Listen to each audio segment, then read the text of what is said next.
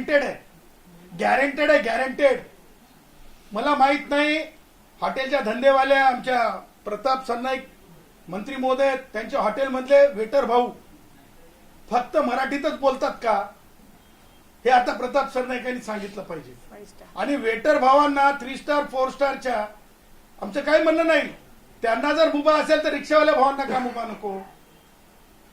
ह्या सगळे प्रश्न उपस्थित केले जातीलच, कारण हे फंडामेंटल राईटशी संबंधित आहेत. एज्युकेशनल राईट आणि मायनॉरिटीला दिलेले अधिकार आहेत. हिंदी भाषेच्या बाजूला शाळा आहे आमची तुलसी मानस स्कूल. तुम्ही जबरदस्ती करणार आहात का, ती जबरदस्ती चालेल का. त्याच्यामुळे आर्टिकल 30(1) सुद्धा तुम्ही भारतीय संविधानाचं व्हायोलेशन करत आहात. त्याचबरोबर कल्चरल प्रोटेक्शन आहे.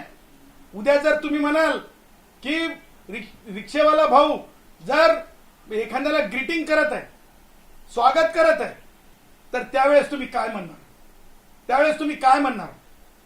या भाषेत गुजराती में क्यों बोले हो मुबारक, क्यों बोले हो हिंदी में मुबारक, क्यों बोले हो बंगाली में मुबारक, हे नाही चालणार. त्याचबरोबर ज्या प्रकारे हिंदी इंग्लिश ही स्पीकर आणि चेअरमननी परमिट केलेली भाषा आहे, त्या प्रकारे आमचं म्हणणं आहे की हिंदी भाषा आता राष्ट्रीय भाषा म्हणून घोषित व्हावी. उच्च आणि मान्य सर्वोच्च न्यायालयामध्ये तुम्ही म्हणणार आहात का मराठीत बोललात तरच. आता मला सांगा, माननीय प्रताप सरनाईक आणि माननीय उपमुख्यमंत्री एकनाथ शिंदे साहेब, तुमच्या पक्षाच्या चिन्हाचं जे युक्तिवाद चालू आहे, मान्यवर जे कोणी वकील असतील तुमचे सर्वोच्च न्यायालयात युक्तिवाद करत आहेत, त्यांना तुम्ही सांगितलंय का की मराठीत युक्तिवाद करा म्हणून. मराठीत युक्तिवाद चालतंय का. त्यामुळे लक्षात घ्या, तुम्ही अशा प्रकारे घाईघाईनं देशामध्ये राज्यामध्ये भाऊबंदकी भाषेच्या आधारावर तोडातोडी, भाषेच्या आधारावर रोटीवर तोडातोडी, मारामारी, गलिच्छ राजकारण हे सगळं तुम्ही थांबवलं पाहिजे, असं माझं स्पष्ट म्हणणं आहे.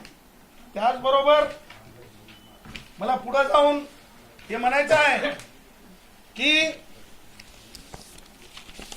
उद्याच्याला